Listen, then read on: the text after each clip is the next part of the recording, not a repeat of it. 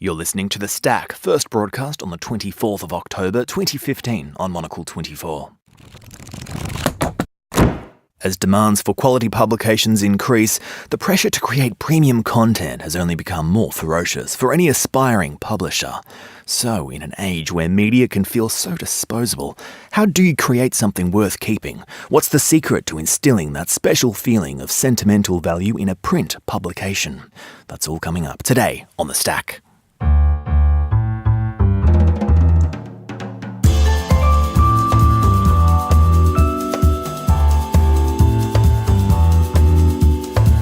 On today's show, it's that time of the year where special end-of-year editions start popping up on newsstands all over the world. We'll open the covers on how to create that very special issue. It's like media Darwinism, you've just got to evolve and be tougher and stronger. Also ahead, we'll hear about a Portuguese title that refreshes its entire look with every issue. We are trying to fight against the centrality of Portugal. It's the mission part of Gerador, and we are everywhere, but we don't sell everywhere. Plus, we'll check in with a highlight from last week's FIP World Congress in Toronto. All that coming up on The Stack, Monocle 24's dedicated print industry review and analysis show.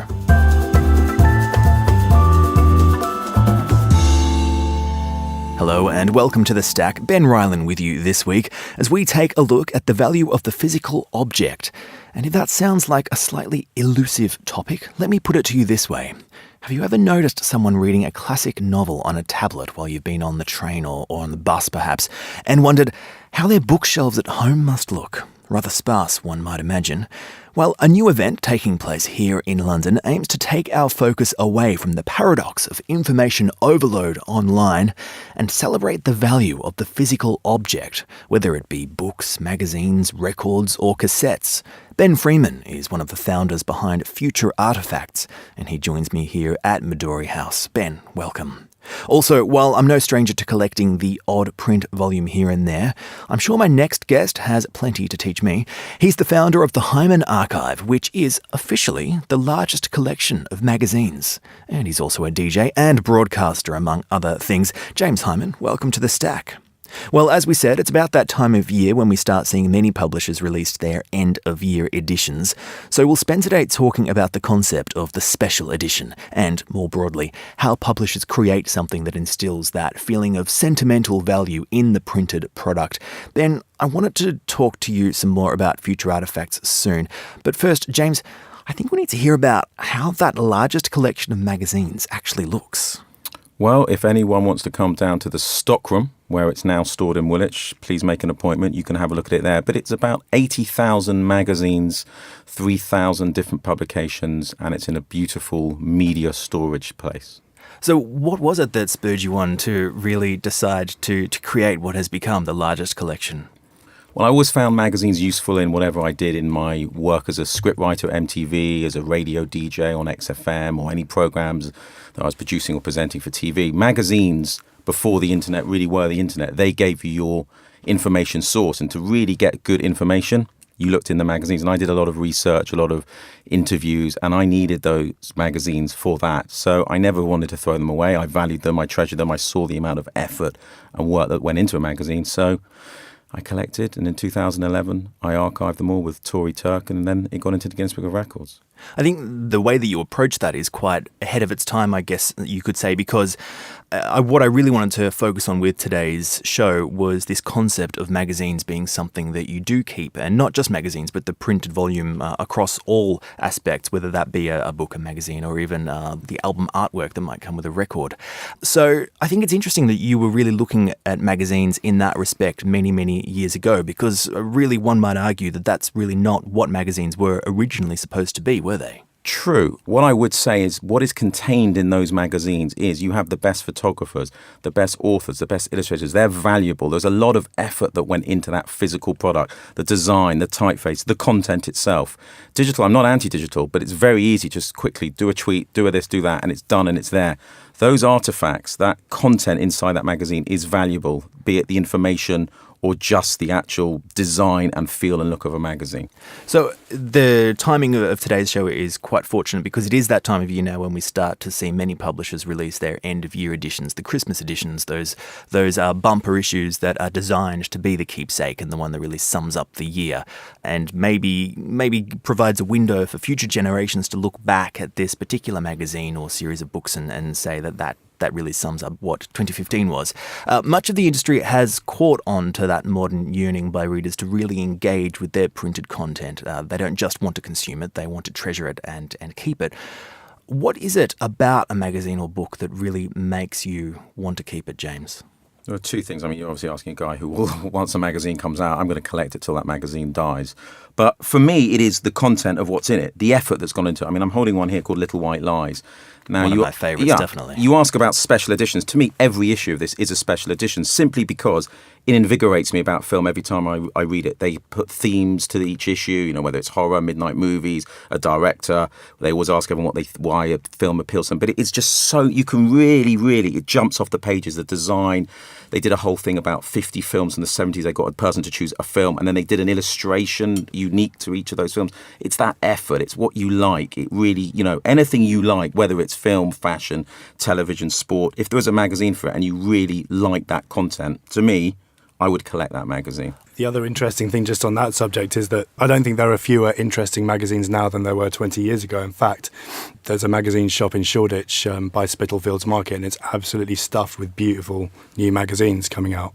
When people set out to make a magazine now, they know they're not doing it for the sake of it. It's not just a thing to push content out, so they're putting effort in where they probably wouldn't have had to 20 years ago to justify it. So I'm seeing loads and loads of really beautiful new magazines coming out all the time now. They don't necessarily last that long because of the marketplace, but people are definitely making an effort. I get anxiety. I went into Foyles on the way here today and I saw all the new magazines. I go to Wardour Street. They're a virus. They're spreading.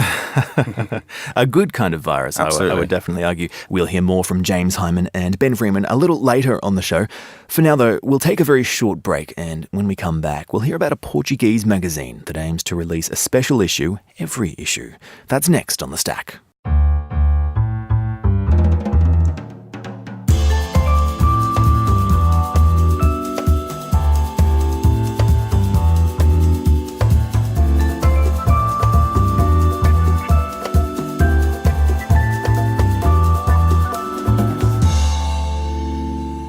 You're with The Stack on Monocle 24 with me, Ben Rylan. My guests today are James Hyman, the man behind the Hyman Archive, and Ben Freeman, one of the founders of Future Artifacts, taking place right now here in London. James, the News Weekly. Now, I'm talking Newsweek and Time magazine and so on. They are, of course, by their nature, not items that were intended to be kept. But I suppose perhaps a little bit paradoxically, they've become windows into a particular era and in some cases have evolved into keepsakes. And yet I was chatting to our Toronto correspondent Chris Frey before the show, and he told me about how a lot of these big publishers of the prestigious weeklies don't really consider themselves magazine companies anymore. They often prefer the term content company. James, what are your thoughts on how some of these traditionally very topical publications can evolve into something a little more timeless? It's like media Darwinism. You've just got to evolve and be tougher and stronger. You look at a great title like The New Yorker, some of the best journalism in the world. What do they have on their website? Videos about the cartoons in there, about the content. Or a magazine has got to have a website, possibly a podcast, radio spin-off. It can't just exist. Well, it can. You can have substantial print magazines and that's it. But they have to diversify into social media, video, websites, and most of them do. James, first, I can see Darth Vader staring out at me over there. The reason you said to bring in some special edition stuff, why you would keep something. Well, this was the June 2005 issue of Empire. Apparently, this cover cost $250,000 to produce, and it was one of the PPA magazine's top covers of the century. Basically, it was a breathing Darth Vader. You open it. I hate to be anticlimactic because this is a spare copy. He doesn't breathe, but we've got a nice water effect there, which is not really Darth Vader. But yeah, they had to get clearance from George Lucas. But, that was something. If you're a Star Wars geek, you're going to keep that. Wow. I assume. You open it and it breathes Darth Vader style. A couple of other quick ones. Again, just random, crazy. future artifacts, maybe past, present artifacts. Nice magazine, which is a slab of wood. I even bought 3 of them. So these are actually, I was just This thinking was a they magazine. look awfully like wood. It's because they are actually wood. They are wood, and it is a magazine that's a piece of wood. And I like that just kind of abstract vibe. This was a girl called Rachel Stewart. When she was at Goldsmiths, she produced a magazine called Engaged. Oh my, this is... Each issue was a different artifact. So issue 1 was a T-shirt, issue 2 was a poster, issue 3 was a CD-ROM, and I, in my hand, have issue 5, which was a VHS video. Can I please just, I need to have a look at this. It is actually just a VHS tape. It's a VHS tape. And you've kept it inside a bag here. Yeah. So how is this consumed? Do you have to put it inside? Put it in a video. Yeah, and what happens? I have never watched it. Could be like The Ring or one of the, I can't remember that horror film where you put the video in and get Yes, like of course. And one other, I want to just give one other shout out, which actually I guess combines future artifacts too, was, you remember King of Limbs, Radiohead's album? Basically this guy, Stanley Donwood, he did an amazing newspaper edition of it. He made it a collector's item that you couldn't collect, because as soon as you put this, it was like a newspaper in a certain plastic.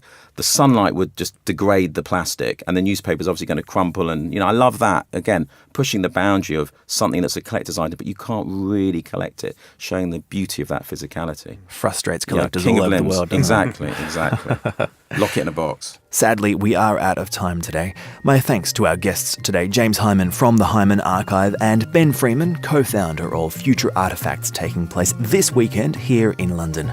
And we should mention also that the Hyman Archive is undergoing a big project to digitise its library, making all the content searchable online. Head to hymanarchive.com for information on how you can support that initiative. You've been listening to The Stack. I'm Ben Rylan. Until next time, it's goodbye from me.